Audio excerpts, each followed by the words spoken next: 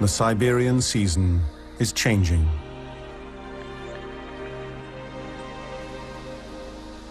Morning fogs signal the cooling of the air, and the autumn winds begin to blow.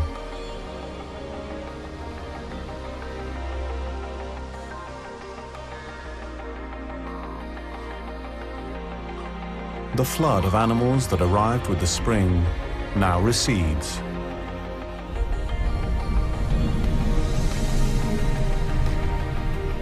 It flows south, swelled by a new generation raised on Siberia's riches.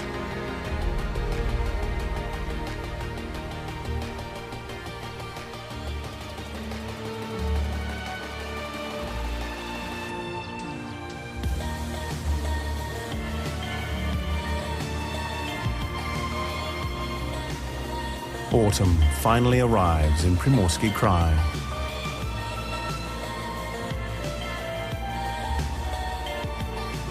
As the leaves begin to redden, so do the cherry salmon. They're now shifting into breeding gear.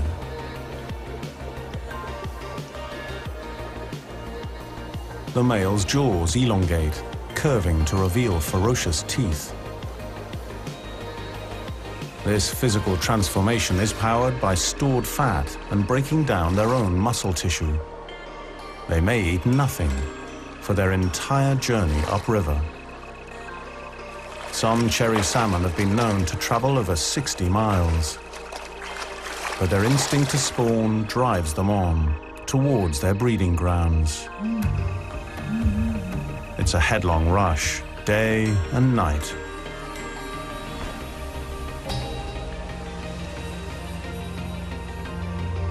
At every turn, their numbers diminish.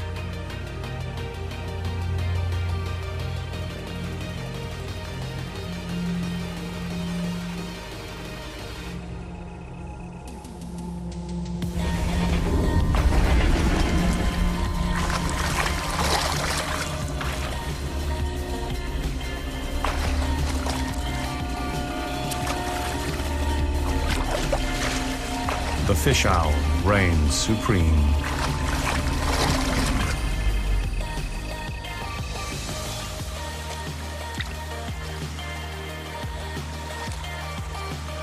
After all the hardships, there is a final test of endurance. The river's shallowest stretches are some of the most taxing.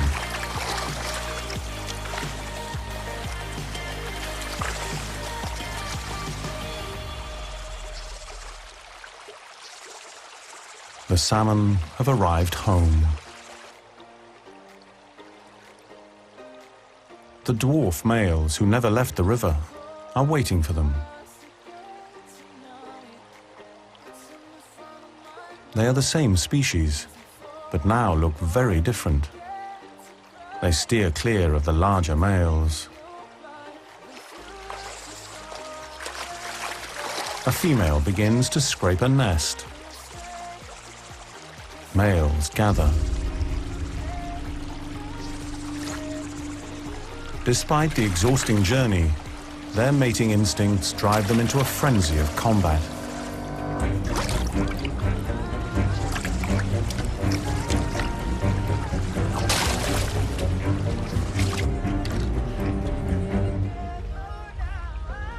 The winning male must continue defending his right to fertilize her eggs.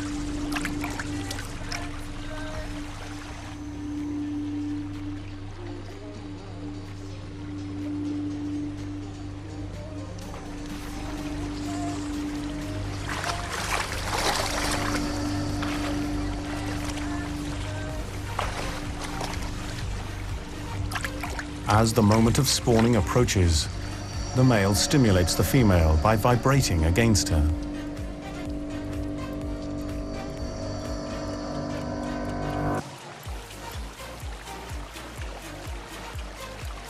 The dwarf males collect.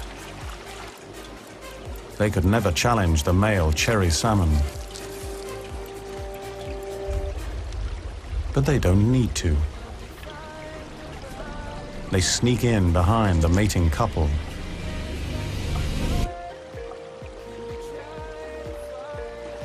This is the moment to which their whole lives have been geared.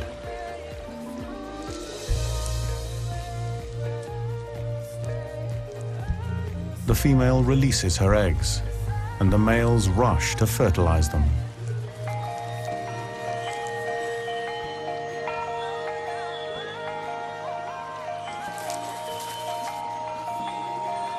The large males fertilize most of the eggs. But the tiny salmon's sperm is also effective.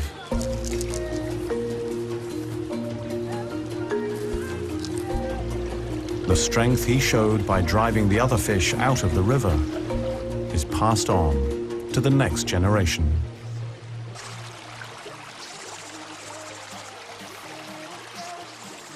The large cherry salmon got a second chance to prove their fitness by going through the much harsher trials of the ocean and the migration upriver.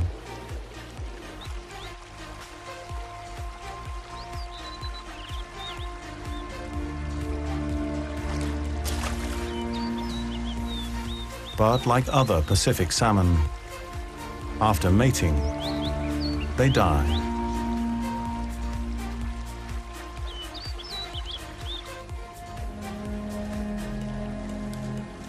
Their large bodies deliver all that nutrition gathered at sea back to the river.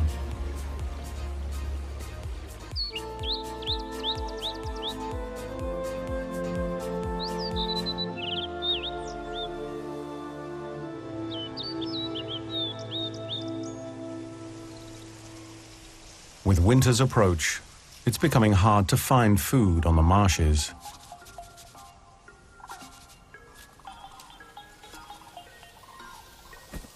The crane chick is eager to fly.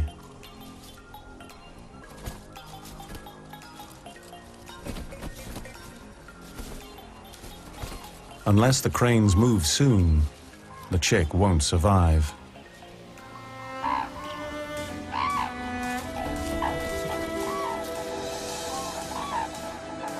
Its first flight may be a long one. The family must head hundreds of miles south to their wintering grounds in Korea.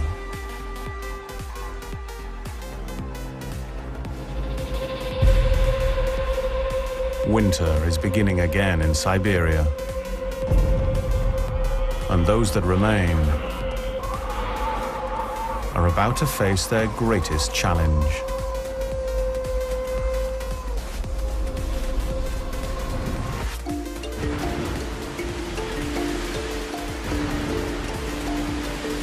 In Siberia's far north, on the shores of the Chukchi Sea,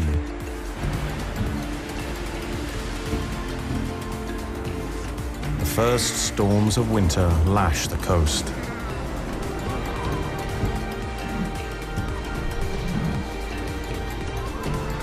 The bellwether of frozen seas to come.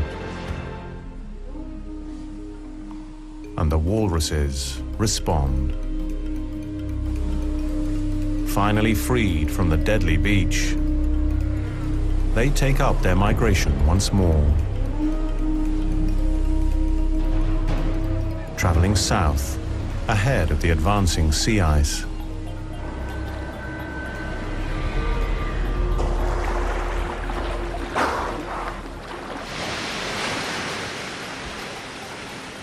The polar bears have done well from the walruses. The males will soon head for the ice. Pickings are slim through the winter. But they have fat stores.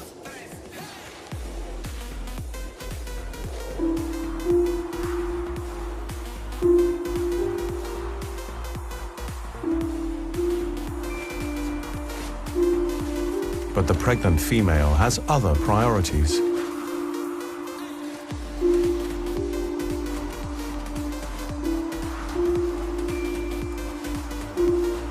she'll make a den under the snow, where she'll most likely give birth to twins.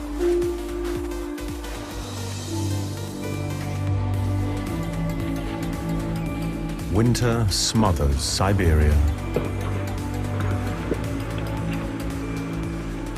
Sea ice chokes the ocean.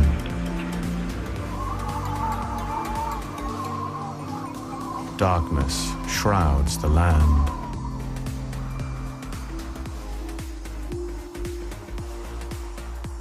The deep snow deadens any sound.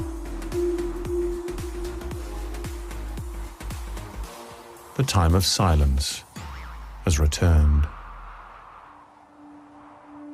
The hardships claim many.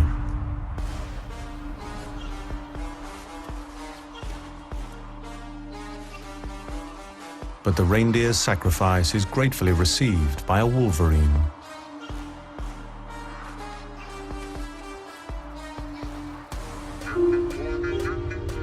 Above, aurora light up the sky.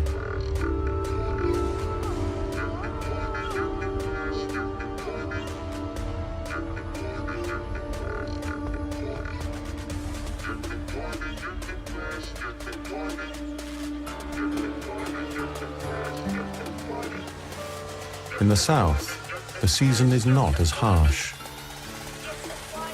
Even in the depths of winter, there is some daylight. The river does not even freeze solid.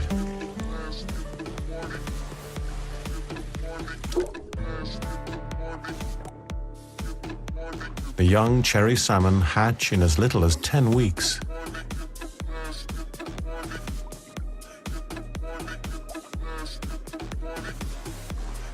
Only stirring occasionally to feed from the remnants of their egg sacs.